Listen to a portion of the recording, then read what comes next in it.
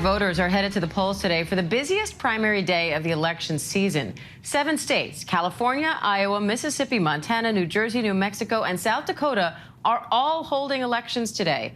California alone has 20 key races to watch, and 538's election analyst Geoffrey Skelley is tracking it all for us. He joins me live now for more. Geoffrey, I know we could spend all day talking about California alone, but first off, can you talk about the system? Because the primary system in California is different from most other states. So how is this top 2 system working?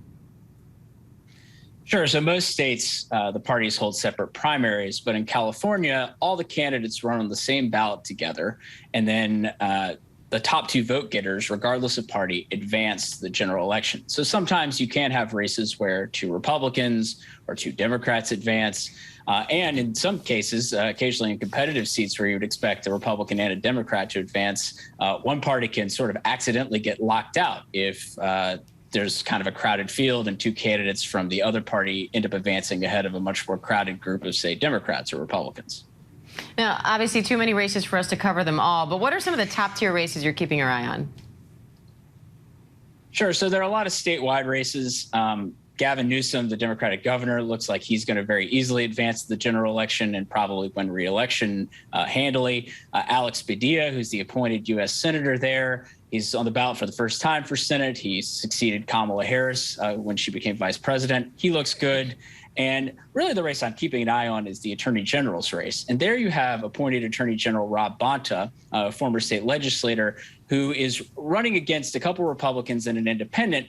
And, you know, Republicans haven't won a race, a statewide race in California since 2006. And so no non-Democrat has won since then. But interestingly, there you have an independent, Anne Marie Schubert, who might be able to advance to the general election and give basically non-Republicans a shot, or non-Democrats, I should say, a shot of winning a general election there for the first time in a very long time.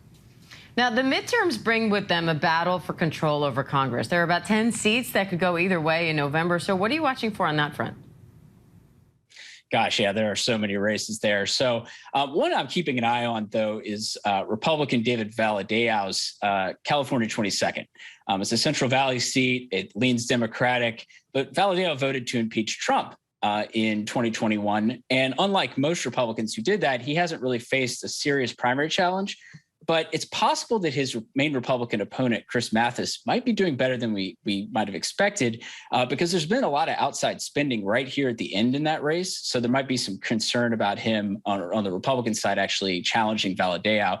There's also 3 Democratic incumbents I'm keeping an eye on to see which Republicans will advance to face them. It's Mike Levin and Katie Porter down in Southern California in the Los Angeles area, and then Josh Harder in the Central Valley. Because, you know, these are races that, even though they are slightly Democratic leaning seats in a Republican leaning midterm environment, they could potentially flip. Now, our latest ABC News and Ipsos poll shows the most important issues for voters nationwide are inflation, the economy, gun violence, and abortion. Is there a read on how that's likely to play out at the polls? Well, I think, you know, California voters, very similar to voters in other parts of the country, are definitely concerned about inflation, about the state of the economy, maybe climate change. Obviously, there are a lot of wildfires in California. But I think also we've seen some California-specific polls that have shown things like homelessness are a concern. And so if you're thinking about that attorney general race, for instance, you know, crime, homelessness, things that are a concern, someone who's more of a tough on crime candidate might be able to do better potentially. So thinking about Anne Marie Schubert's independent bid, maybe that's a way for her to break through. All right, 538 elections analyst Geoffrey Skelley, thank you. Thanks for having me.